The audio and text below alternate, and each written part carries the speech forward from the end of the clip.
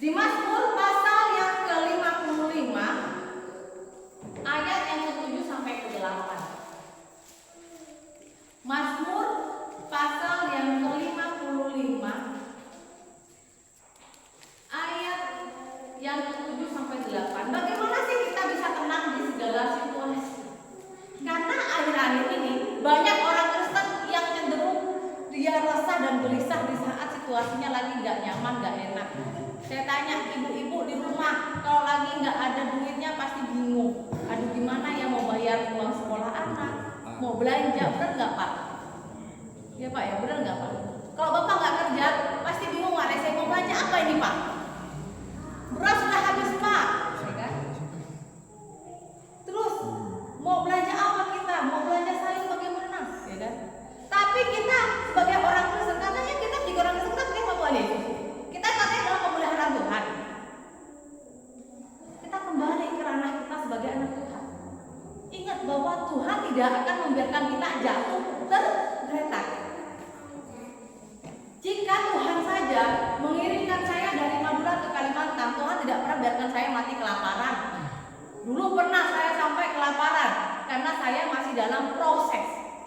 Artinya saya dari Islam masuk ke Kristen, di sini belajar. Saya pernah kelaparan. Karena kenapa? Itu ujian dan proses dari Tuhan. Tapi Tuhan pengen kalau saya saat itu dikasih nyaman terus, manja, bener nggak?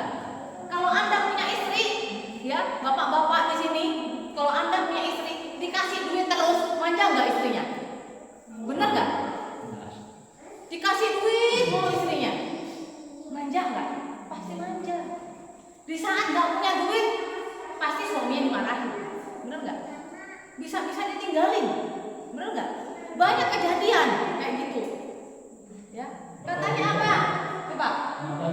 Mata duitan. Ada uang abangku sayang katanya. Nggak ada uang abangku dendam. Tapi kita sebagai anak Tuhan, jangan kita memandang segala sesuatu dengan uang, karena kita hidup bukan hanya dari uang saja, tapi malah dari firman Tuhan. Kalau kita menikah, kita hidup di dalam Tuhan Yesus, segala sesuatunya kita melihat itu semuanya dari berkat Tuhan. Kita semua hidup susah dan senang di dalam Tuhan itu sangat indah. Kalau saya di sana Bapak Ibu dari Madura ke sini dikasih senang sama Tuhan terus, saya pasti akan manja. Siapa dengan Anda punya istri dikasih uang terus pasti akan manja. Tapi Tuhan ingin memproses, kita harus tenang. Tuhan memberikan firman Tuhan. Firman Tuhan inilah yang penting, yang nggak bisa dibeli dengan uang. Betul? Amen. Firman Tuhan ini adalah sumber kekuatan, kehidupan dari kita lahir sampai kita mati nantinya. Dan tidak bisa kita beli kebenaran firman Tuhan itu dengan apapun yang kita miliki saat ini. Amin. Uang Anda tidak bisa membeli kebenaran firman Tuhan, tetapi kita oleh Tuhan diberikan secara gratis karena kita anak Tuhan yang kita percaya Bapa adalah penyelamat kita. Amin. Amin. Bagaimana caranya kita tenang di dalam setiap situasi? Kita baca di Mazmur pasal 55 ayat yang ke-7 sampai ke-8. Demikian firman Tuhan. Mari kita baca bersama-sama.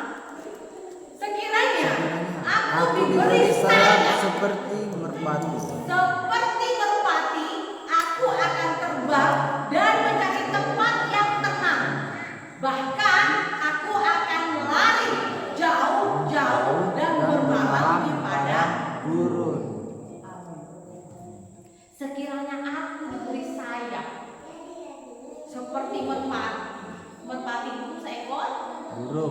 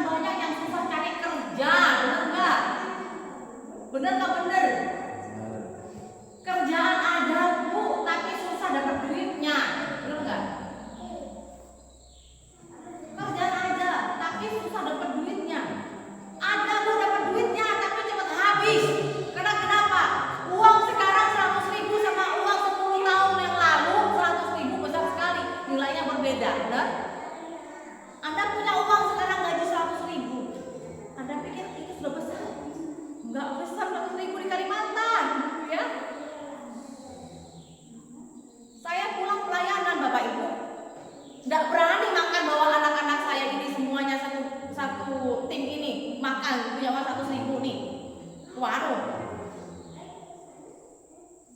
ya, pasti kurang. Tetapi saudara, saya bersyukur Tuhan memberikan kekuatan selalu dalam proses pelayanan saya. Amin. Karena kenapa? Kalau Anda saudara ya, enak datang ke gereja setiap hari Minggu, tapi banyak juga yang malas-malas, benar nggak? Betul nggak? Datang ke gereja, padahal melimpah, dekat rumahnya dekat, tapi malasnya minta ampun. Ya.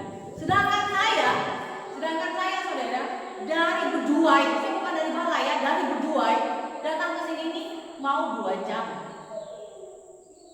Kalau becek udah berapa? Dulu pernah saya waktu becek jalan pertama kali pelayanan ke sini sampai 3 jam masuknya. Dari jam 12 masuk ini sampai jam 3. Karena kenapa? Katanya orang Madura lagi bukan gor, Pak. Masih maco saya di sana. Karena mobil nggak bisa masuk. Motor terjengkak. Tapi kenapa?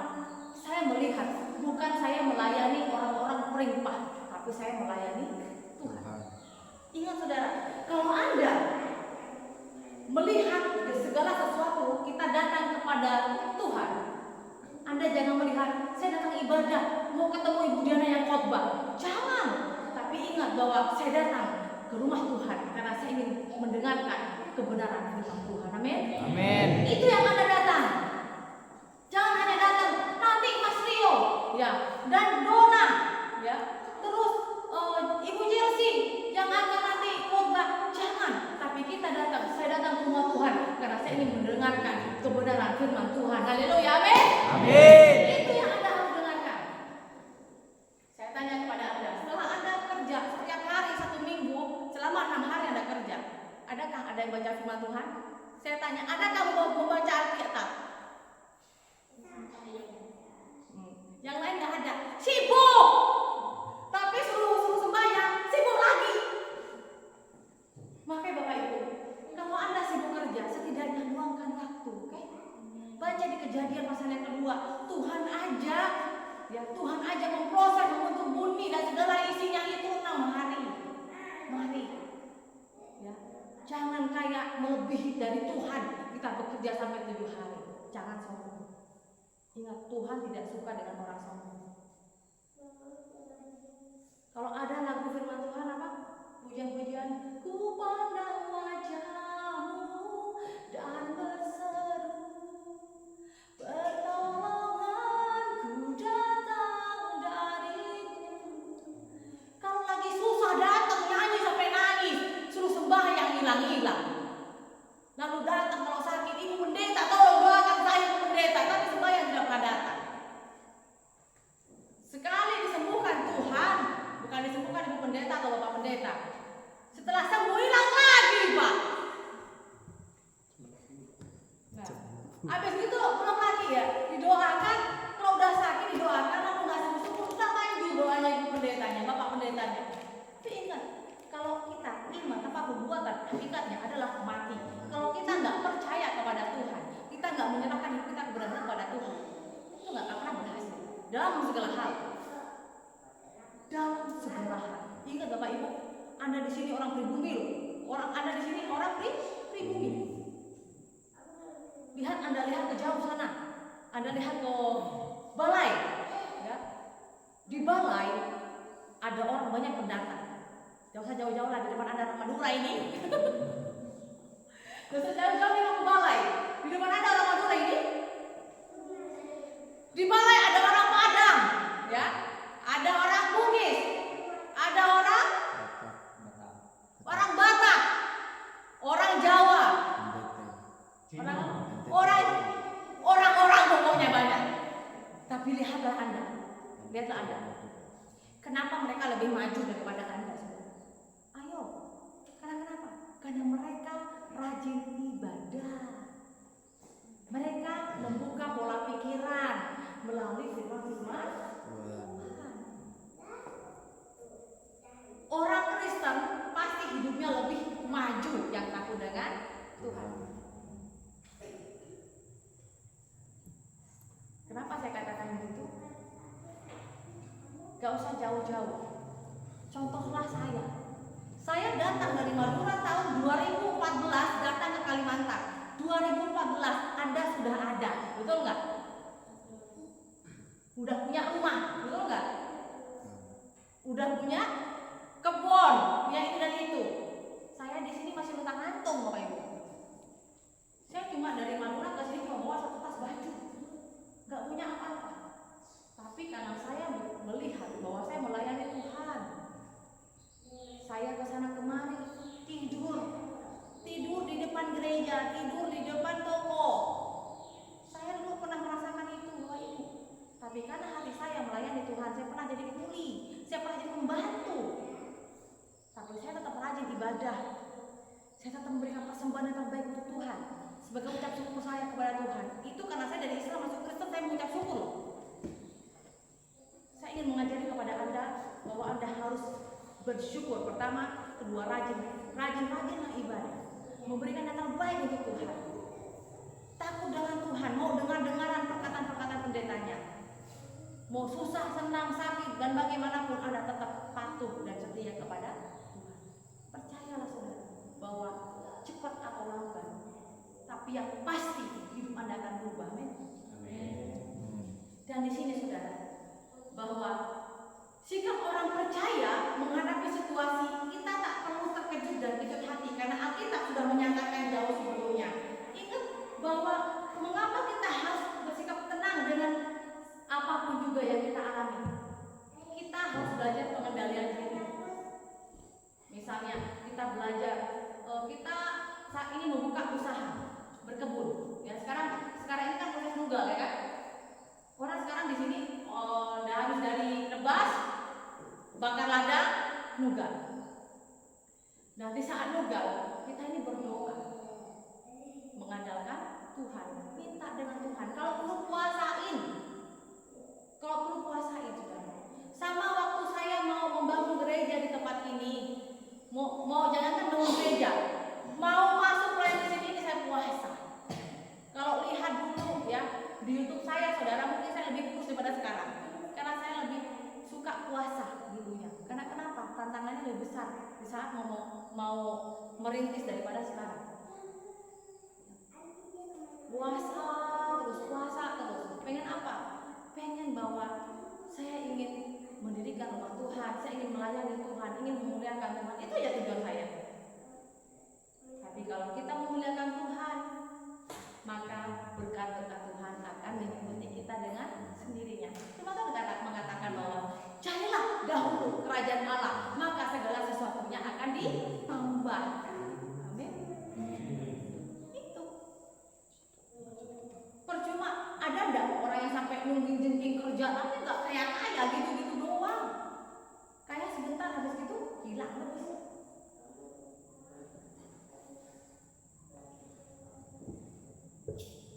Orang yang mampu bersikap tenang akan menghadapi segala persoalan. Orang yang tahu akan kebenaran firman Tuhan, hidupnya lebih tenang daripada orang yang tidak pernah dan tidak tahu akan firman Tuhan. Orang yang tidak pernah dan tidak mau dengar-dengaran, apalagi tidak pernah ibadah, hidupnya akan lebih banyak emosional. Dengar sedikit langsung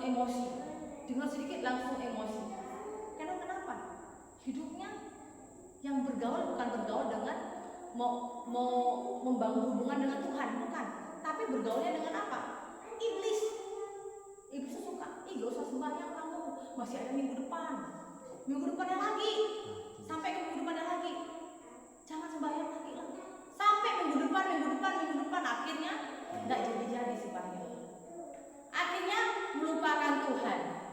Akhirnya ada orang mengatakan, percuma kamu ibadah hidup kamu gitu-gitu doang. Itu ada perkataan iblis, saudara. Kata siapa iblis itu? Katanya iblis itu bisa kita lihat tidak bisa kita lihat dengan mata. Itu bohong. Karena kenapa? Terkadang iblis itu juga ada di sebelah kita. Kok ada sih di sebelah kita? Kalau ada yang mengatakan seperti ini, tidak usah kamu sembahyang terus pun kamu gak akan berubah hidup kamu. Itu iblis. Bilang aja, dasar kok iblis. Berangkat aja sembahyang.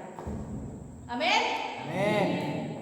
Saya katakan, iblis itu enggak, katanya orang nggak bisa lihat dengan mata. Iblis nggak bisa dilihat dengan mata. Kalau ada orang mengatakan kamu tuh so suci, kamu tuh so alim, sembahyang terus melulu, bilang katakan dasar kau iblis, itulah dia iblis. Karena kenapa? Iblis tidak suka kalau kita itu lebih dekat dengan Tuhan. Kalau sampai saat ini kita bisa bernafas, itu bukan karena kita yang hebat, tapi karena Tuhan mengasihi kita. Tuhan ingin kita berubah. Tuhan menginginkan bahwa kita ini diberikan kesempatan. Jangan sia-siakan kesempatan dari Tuhan. Karena belum tentu saat ini kita masih bisa bernafas untuk besok. Belum tentu kita bisa ketemu untuk minggu depan. Betul nggak Pak Apin? Iya. Banyak orang nggak tahu loh. Minggu depan, bulan depan, tahun depan nggak ada. Karena Tuhan datang menjemput kita ini tidak ada yang tahu. Ada nggak orang mati yang tahu duluan? Saya mau mati minggu depan Pak. Ada yang pamit nggak? Nggak ada yang pamit. Jadi hati-hati saudara. Ya. Kita harus tenang. Kita tetap ibadah. Apapun yang terjadi tetap syukuri. Tenang dalam segala situasi. Jangan terlalu banyak planning. Artinya planning itu boleh, tapi kalau planning itu memuliakan Tuhan, silakan. Mencari kekayaan di dunia itu percuma. Karena kenapa di firman Tuhan mengatakan bahwa janganlah engkau mengumpulkan hartamu di dunia, karena harta dunia itu ngengat dan berkarat. Tapi kumpullah hartamu di surga. Kalau di dunia ini apa? Kalau misalnya nih Pak Kimpa nih, ini contoh Pak Kimpa, nggak Pak Kimpa orang tua, saya tahu dia tak pernah marah dengan saya. Ini contoh Pak Kimpa. Pak Kimpa kerja nih, jadi toke kaya raya ya kan. Terus punya istrinya masih muda lagi ya kan, umurnya 15 tahun, 17 tahun istrinya, contohnya. Pak Kimpa umur 75 tahun. Kaya raya ya kan, ulet kerja mikirin apa terus, dia nggak tahu, nggak sadar, kalau semuanya sudah waktunya, udah sewanya sudah habis, ya kan, di dunia ini, yang enak siapa? Istrinya. Nggak mungkin kalau Pak Kimpa udah meninggal, Pak Kimpa dikenang, pasti kawin lah lagi. Makanya saya katakan banyak-banyak berdoa. Ya, apa yang ada sekarang ini syukuri, amin. Yang punya suami pegang tangannya, Mas, syukuri, amin. Pegang tangannya sekarang, syukuri Mas, syukuri. Dalam nama Tuhan Yesus disyukuri apapun yang ada. Mungkin saat ini di dalam rumah tangga Anda saat ini kekurangan apapun, tapi Anda tetap bersyukur. Saat ini rumah tangga Anda baik-baik saja dan Anda datang ke sini berdua bersama suami istri, amin.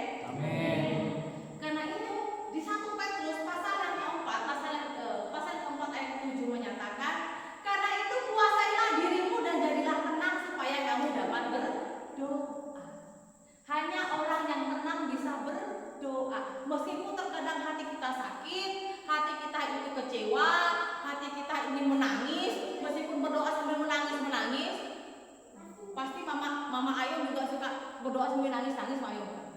Tidak apa-apa, yang penting jangan ngamuk-ngamuk ya. Gak apa-apa, namanya mama ya kan, mama kan gitu, selalu benar berdoanya. Mau gayanya sambil nangis, ngadu aja sama Tuhan. Jangan ngadu di sosmed. Karena kebanyakan sekarang emak-emak ngadunya di sosmed. Ngerti sosmed nggak? Di Facebook. Saya wanti-wanti dengan jemaat di sini ya. Kalau kelahi ada masalah dengan keluarganya, jangan curhat di Facebook, di IG, jangan. Kalau ada nanti saya tegur langsung. Jangan sakit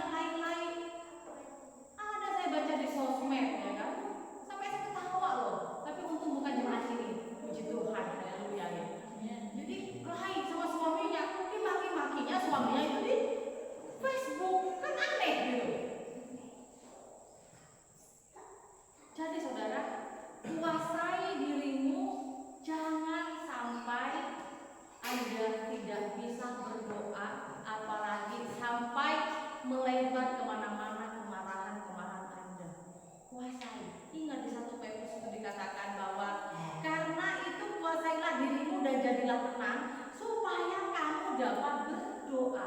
Katanya siapa doa tidak bisa mengubah segala sesuatu. Doa itu bisa merubah segala sesuatu. Dokter aja mau mengadakan operasi dia berdoa. Betul nggak? Dokter loh, spesialis dokter, profesor ya, dia tetap aja berdoa.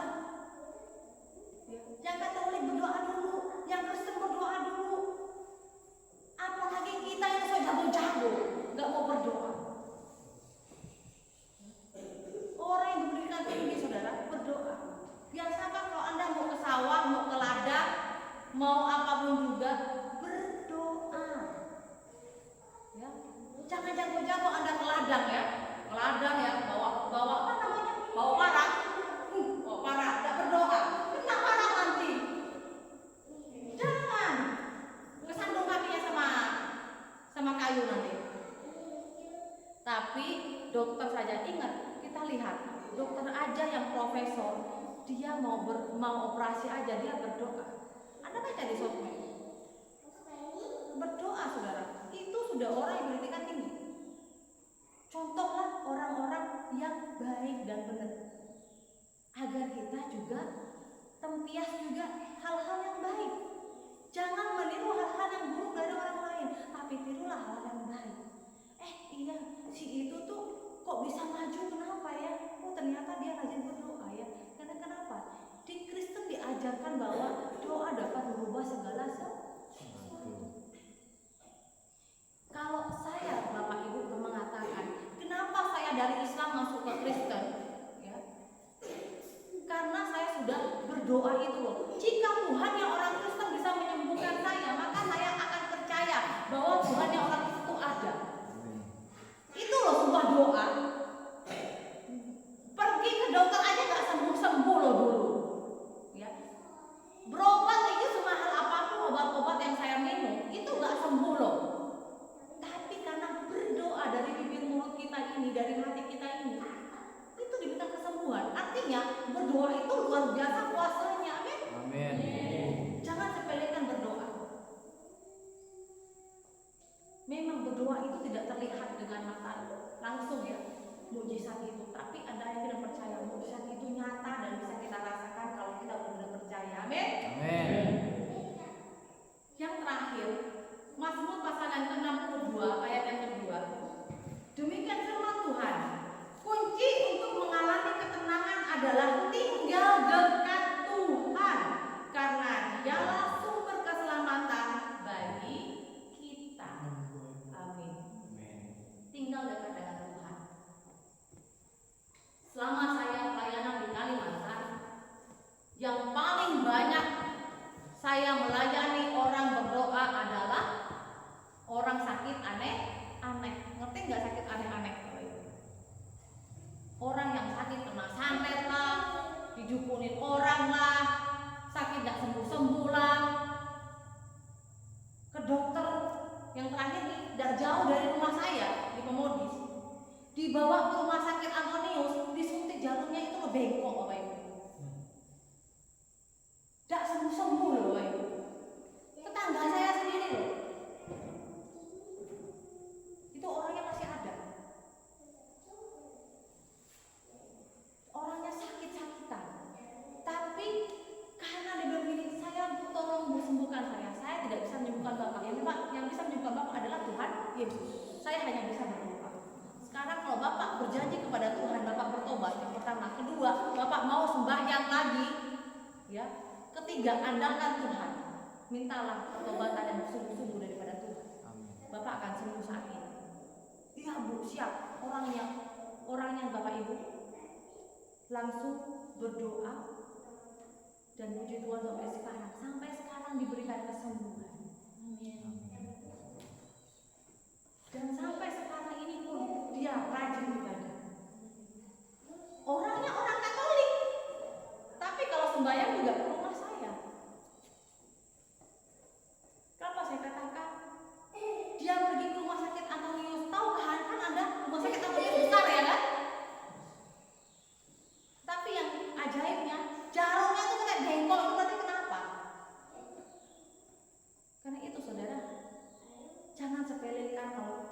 kita itu datang kepada Tuhan. Tapi mulai sekarang kita harus membuat hubungan kita ini semakin dekat dengan Tuhan. Kalau kita dekat dengan Tuhan, mau kita disantet orang, mau kita mau disihir orang dan lain sebagainya, pasti akan Tuhan lindungi kita. Amin. Amin. Percaya bahwa doa dan iman kita kepada Tuhan Yesus itu besar kuasanya. Kita sudah diproteksi oleh keselamatan daripada Tuhan Bapa kita. Amin. Mari kita berdoa. Haleluya, segala puji dan syukur Bapa, terima kasih atas kebaikan dan kemurahan Tuhan kepada kami. Bapa di sorga, bentuklah hati kami semua Tuhan, khususnya jemaat di tempat ini ya Bapa, berikan hati yang hamba, berikan hati yang sukacita Tuhan, semakin hari semakin diberikan rajin untuk ibadah Tuhan, semakin hari diberikan hati yang penuh kasih Tuhan, sehingga kami semakin hari semakin diberikan kedekatan satu dengan yang lain, menjadikan hubungan keluarga di dalam Tuhan. Kami diberikan sama-sama saling memberikan semangat, kami saling memberikan motivasi, penguatan Tuhan.